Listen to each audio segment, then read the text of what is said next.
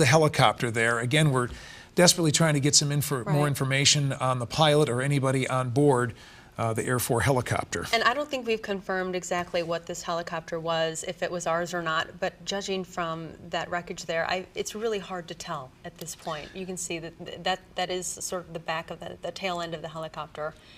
It's really hard to tell right now. We are still getting witnesses who are calling in with their live reports, their live experiences. It sounds like, Chrissy, we have Tyler King on the phone. Is that it? Okay, we don't quite have Tyler on the phone. We are getting him live on the phone. Please let us know as well. Hopefully, these people in these cars were okay as well. We just don't have these reports at this point.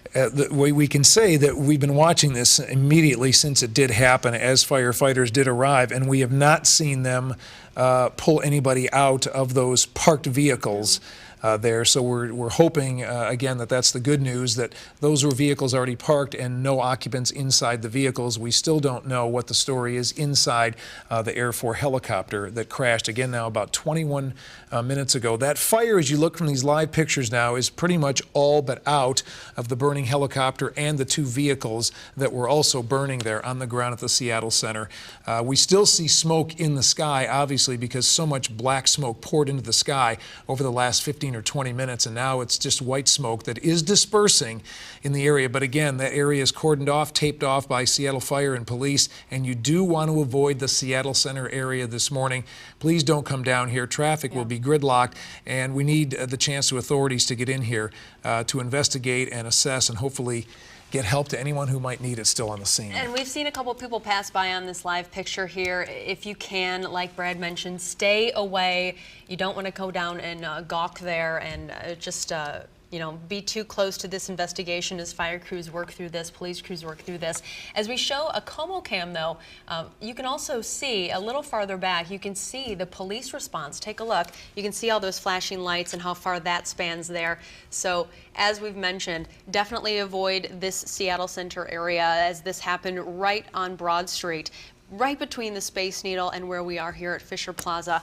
Broad is shut down at this point, and police and fire crews have already cordoned off that area right now. So we're fanned out. We're on the street talking to different eyewitnesses right now. We're also checking in with Seattle Police and Fire to get some information from them, and hoping that we will have an update momentarily here as to exactly what happened there on the scene and what their involvement is at this point. As we see, I mean, there are just several fire trucks. I don't think we can even see them all in these pictures here on scene there. We have not heard of any other damage beyond what you're looking at right now. It does not appear that any buildings were hit, or even trees for that matter. We've seen the focus right there on the ground at the Seattle Center involving the helicopter and those two cars. All right, so we also have our own KOMO-4 reporter, Denise Whitaker, who is calling in from the scene this morning. Denise, I think, were you in the newsroom with us when this happened, or were you outside? No, I was in the newsroom with you, and I heard the crash as well and immediately ran to a balcony. As you guys have mentioned, there are a lot of construction projects in the area as well. You know, it might be thankful or amazing that the chopper did not hit one of those projects with dozens of workers down there working. All of those workers ran and screamed from the scene because, as you can imagine, a helicopter full of fuel went up in flames. I just spoke with one witness down here on the scene who told me that at least he saw at least one of the gentlemen in the car get out of the car. So he was able to get himself out of the car when the chopper crashed and then collapse a bit away. And he said he thought that guy might be okay. Of course, we don't know. Medics are working on him as we speak at this moment. Another gentleman, another witness I talked to down here, said he had just parked his car and he could hear the chopper. He was having a conversation with a friend. He could hear the chopper noise taking off. So they kind of stopped their conversation, as you often do down here when the helicopter is coming and going, because it is very loud. And he described it as, he said it looked like it was caught on something, like the helicopter was somehow caught and unable to lift like it's supposed to. So these are witness accounts that I'm getting from down here on the scene right now. Of course, at this hour of the morning, there are a lot of people coming and going in this area of town, and a lot of people certainly stopped, saw the chopper, and saw what happened.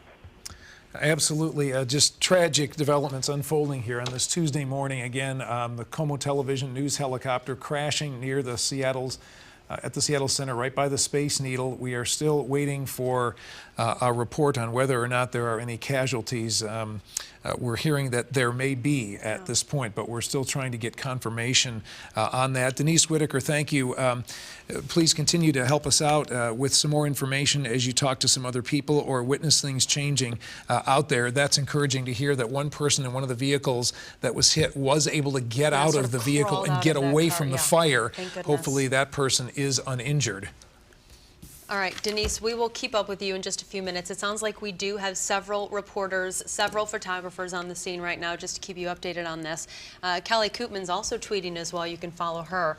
She is out at that scene, and she had said sort of the similar situation that Denise had said, that she was told by a witness one person had crawled out of the car. It sounds like they didn't escape with completely without injuries, of course. But we will continue to monitor this, excuse me, as we learn about further injuries, further casualties. All right, these are pictures coming in right after the crash, as we literally just pointed cameras out of the newsroom here at KOMO-4 right after this happened, about 7:40 in the morning. So still less than a half hour ago. Many of us in the building felt the building shake. We heard a thud, and then we saw a whole bunch of black smoke start pouring into the air.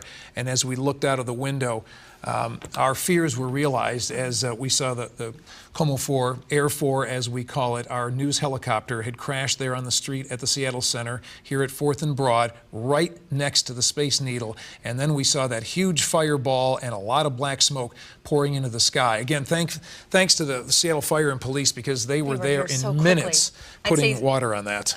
2 minutes at tops. At the most. And it was just how you had said, Brad, we do have that familiar feeling. We're used to hearing the helicopter take off and land all the time at KOMO, so that didn't really get us. And even Kevin mentioned this, I think Denise mentioned this about what the witness had heard. Something didn't sound right, which called our attention. It was some sort of strange buzz almost right before that crash.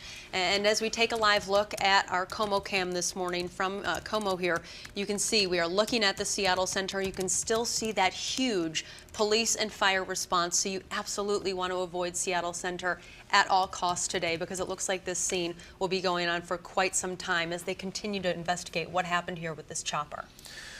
All right, again, everybody, so this happened about a half an hour ago here, and that's why we continue to break into Good Morning America's programming here of this horrific helicopter crash happening right in front of us this morning at Seattle Center. Here's a wide live shot that we're showing you here of the area. Again, this is a busy area of downtown. It's right at the base of the Space Needle, the monorail, EMP, and an area where there are at least 7 or 8 cranes, all within about a quarter mile, as so much new construction is going on in this area